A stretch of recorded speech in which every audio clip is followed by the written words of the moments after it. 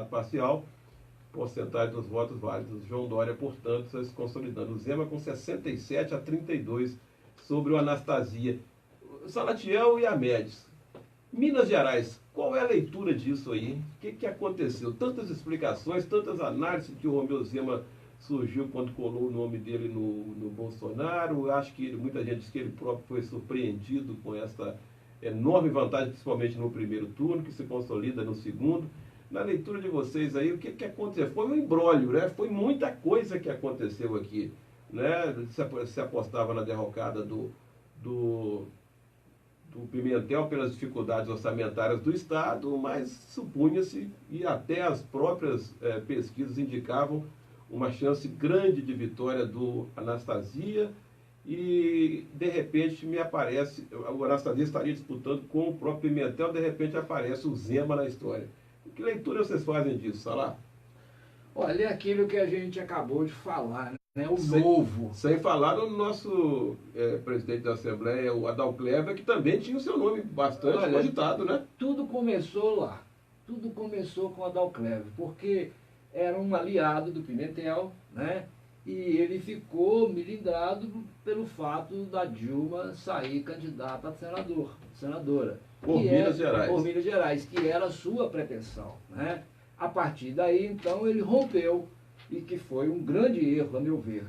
Então, ele rompendo, ficou, então... Criou-se um vácuo ali no grupo de lideranças, que acabou criando uma confusão para a candidatura do Pimentel, mas o Zema veio de uma forma... Mas aí o que acontece? De um lado você tinha o Pimentel com todos esses problemas que você acabou de dizer, problema financeiro, né? E o servidor público chateado com isso. O desgaste da sigla. Do outro lado, os professores também não esqueceram do Anastasia, que foi o cara que mais maltratou o servidor público, não é?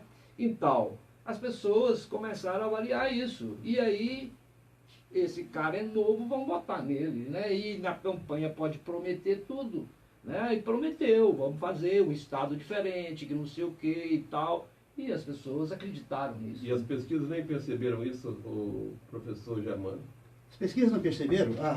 Primeiro, a análise do Salatiel está correta. As pesquisas não perceberam porque o embate que haveria naquele determinado momento era de Pimentel e Anastasia. Então aparece alguém que não tem nada a ver com aquilo, que ninguém sabe de onde veio, que está no novo. Não estou falando do novo partido. É algo novo e que está aí. E isso está aí, quando ele fez a primeira colagem com o Bolsonaro, significa o seguinte: tirar o PT. Se não tirar o PT, significa o quê? Votar no novo e joga esse novo, vai ficar com a Anastasia. Fizeram isso. Não deu Descarregaram. E o Anastasia e o Pimentel não percebeu isso. Quando o Pimentel era tarde demais, descarregaram um voto para jogar o novo, ele acabou se surpreendendo, acho que surpreendeu a si mesmo, que para ele foi um impacto muito grande. Eu acho que todo mundo levou susto nessa eleição. Exatamente. Levou susto o Pimentel, com tudo isso que vocês descreveram. Levou susto o Anastasia, porque esperava enfrentar o Pimentel, que era o adversário do sonho dele, e levou susto o Zema, porque eu acho que foi muito rápido. Agora, o movimento foi muito rápido para que os institutos de pesquisa não detectassem, ou os institutos não estavam prestando atenção?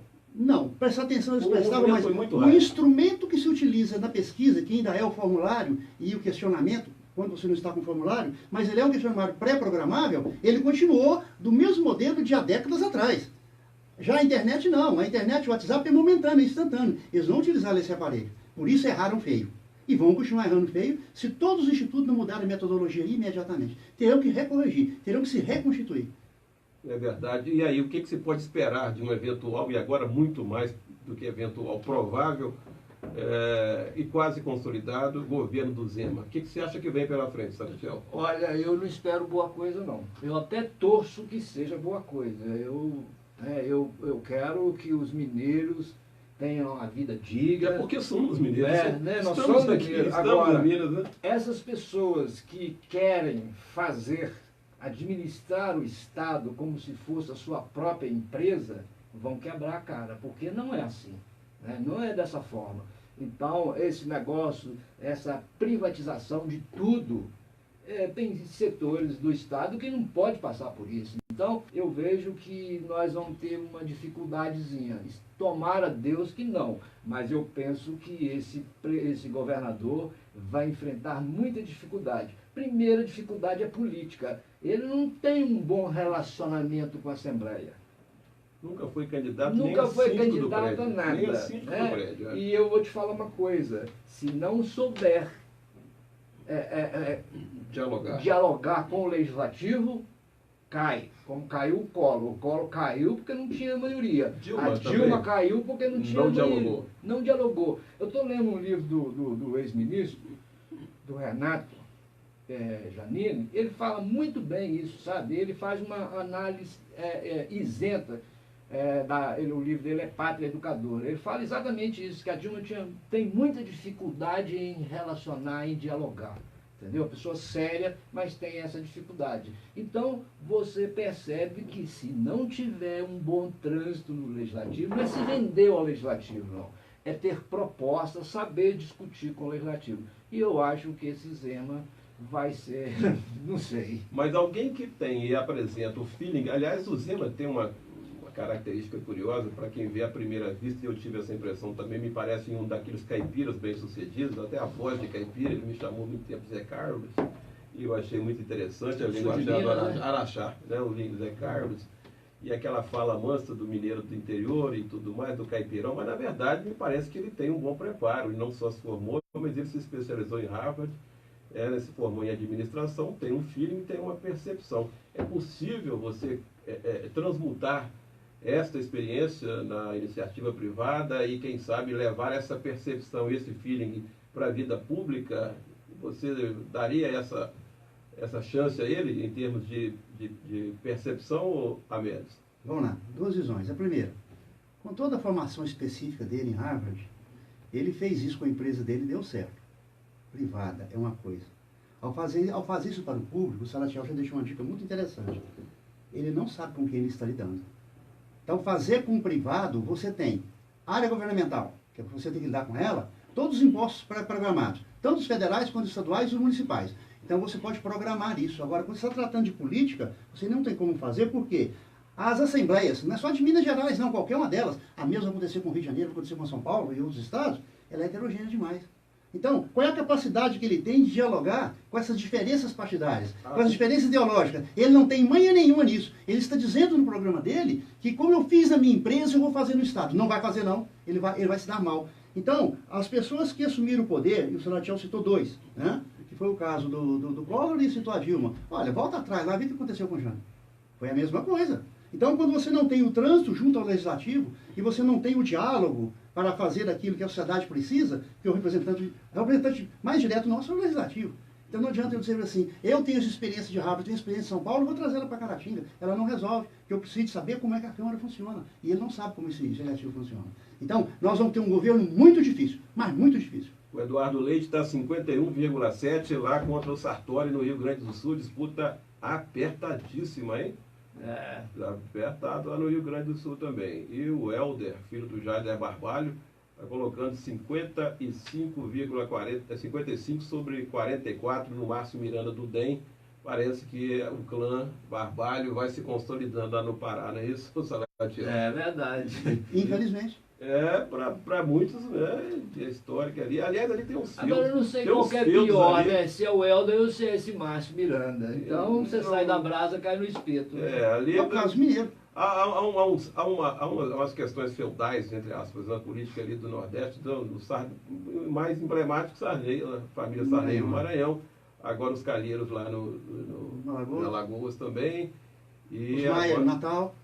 Natal, e agora no Rio Grande do Norte. Ceará também, Ceará, os irmãos, né, os Gomes lá, que se alternam, inclusive na destemperança, né, uma hora um destempera, outro destempera, e a gente vai falar disso um pouquinho mais daqui a pouco. Mas então, concluindo aqui a análise sobre Minas Gerais, o que resta é torcer, né, Salatiel? É rezar e torcer, né? Nós somos as pessoas, assim, muito religiosas, então a partir de agora vamos fazer promessa para ver se isso melhora. Mas tem um aspecto de ser, né? Inclusive, pelo menos no nome novo. Todo mundo é religioso agora, né? Todo mundo virou religioso. Mas o novo, pelo menos o Zé é novo. E realmente, a gente faz essa análise assim à luz da experiência, da vivência, e os dois que viveram muito bem na vida pública, o Salatiel, com uma experiência larga também como na atividade legislativa, como presidente da Câmara Municipal. E é óbvio que esses temores, eles precisam ser postos, né? Ninguém está torcendo contra e ninguém nem deve torcer contra, mas são senões que precisam ser colocados e devem ser colocados, para não ficar uma coisa muito gratuita, né? Tipo, eu não avisei, eu avisei, mas não quer dizer que não tenha êxito, de repente nos surpreende. Eu vou te dar um testemunho pessoal. Eu particularmente, uma enorme certeza. Eu tinha duas enormes certezas, aliás, vou confessar isso aqui publicamente. A de que o senhor Dário Grossi, meu saudoso e particular amigo senhor Dário Grossi, seria uma catástrofe na administração pública. Conversei isso pessoalmente com alguns familiares dele, com quem eu tinha proximidade, dizendo o que o senhor Dário vai caçar na vida pública, quando ele entrar um vereador chutando a porta, dizer que deu a ele 500 votos e falando alto, um homem que tem essa visão, mas foi uma surpresa exatamente o contrário, pela capacidade de percepção dele. Foi uma gratíssima surpresa. E é nesse sentido, talvez, usando o seu Dário como exemplo pessoal de uma convivência estreita, de que foi uma surpresa. Eu apostava todas as minhas fichas e, lamentavelmente, porque eu tinha um apreço pessoal por ele, pela família, sou amigo de todos há muitos anos, mas ele surpreendeu e surpreendeu positivamente. Quem sabe o Zema também não pode ser algo assim, muito diferente. Eu vou rezar muito, fazer muita promessa para que isso aconteça, porque o Sodário, eu fui secretário dele, o Sodário era um autodidata. O primeiro discurso que eu vi o Sodário fazendo, eu falei, nós vamos perder essas eleições feio, entendeu? E aí eu comecei a perceber que ele fazia o quê? Ele juntava um pouquinho que eu falava, que interessava para ele, juntava um pouquinho que o Zé falava e construía um discurso. Perceptível. E aí, quando ele entrou na prefeitura, o que ele fez? Pergunte aos familiares dele. Ele atendia todo mundo no gabinete. E aí vinha esse pessoal da roça, às vezes chegava quase na hora do almoço, ele, não, filho, não vou almoçar em casa, não, vou almoçar com você. Entendeu? Então, ele percebeu logo. Agora, eu te confesso uma coisa, ele fez uma boa administração, entendeu? E, às vezes, falhou em alguns lugares onde a questão privada ainda estava na cabeça dele. Sim, mas ele já conseguiu o êxito de fazer o sucessor, foi um dos melhores prefeitos. Sim, de fazer o sucessor. Fez o sucessor. Mas, assim, fazendo uma análise... Nós estamos fazendo uma correlação pela trajetória na vida privada empresarial dele com o Zema. Para mim, ele foi um dos melhores prefeitos. Tive a honra de trabalhar com ele e ser amigo do Sodário. Então, assim, a gente saía quase toda noite, e aí um dia até brinquei com ele. Ele encontrava comigo, vamos comer uma pizza? E a gente só comia aquela pizza de fruta, não sei como é que chama, Califórnia. Aí um dia ele me chamou, Sodário, eu não estou aguentando mais essas frutinhas, não. Mas ele me chamava para quê? Ouvir. Para conversar, o que a gente está, né? Para você ter uma ideia, quem colocou o Sodário no PMDB fui eu. Eu estava indo para Rio Doce, encontrei com o Marquinhos, do professor Armando, e o Marquinhos falou, você sabe que em Caratinga não tem mais o PMDB? Eu cheguei na Rio Doce, e para você ter uma ideia, ele virou para mim e falou assim, quanto você ganha na prefeitura? Quanto você ganha no escritório? Pensa lá de você tirar uma licença e ficar por minha conta. E eu andei esse município inteiro com o Sodário. E aí o que eu percebia nele era exatamente essa dedicação ao município no sentido de trazer melhores dias para os munícipes. Essa que era a tônica dele. Então, assim... Mas não podemos ter essa expectativa em relação ao Zema também, o Salatiel Não. Não. Por que não? Porque, vamos lá, qual o tamanho de Caratinga? 780 quilômetros quadrados? Então, eu acho que dá Estado de Minas Gerais tem 853 municípios. Digamos que ele resolva fazer umas visitinhas aí, um dia em cada um deles. Ele vai precisar de 2 mandatos. Ele não vai governar. E se ele não fizer as visitas, ele não vai governar. Ele precisa de conhecer norte de Minas, sul de Minas, leste de Minas, oeste, o centro de Minas. Mas os outros governadores conheceram? Os outros não conheceram e não governaram. Ele também não vai governar. Então ele entrou. Os outros tinham cacife, os outros tinham rodagem. Ele não tem. Ele é novo, ele entrou agora. Então eu pergunto como ele vai governar se ele sequer conhece a Assembleia que está ao lado dele. Quem sabe?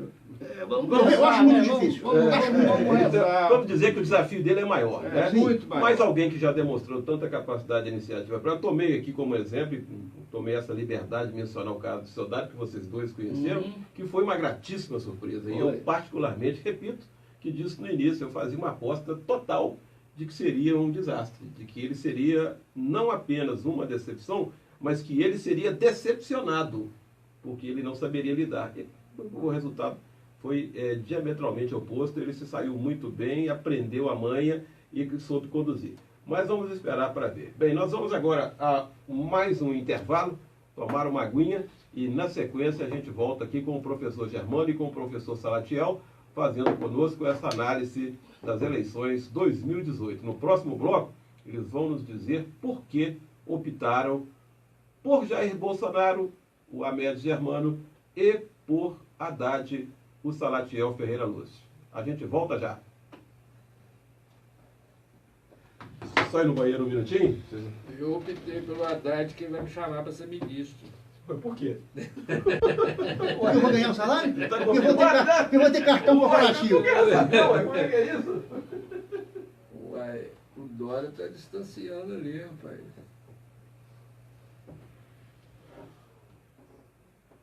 Tá lá. 47, 52.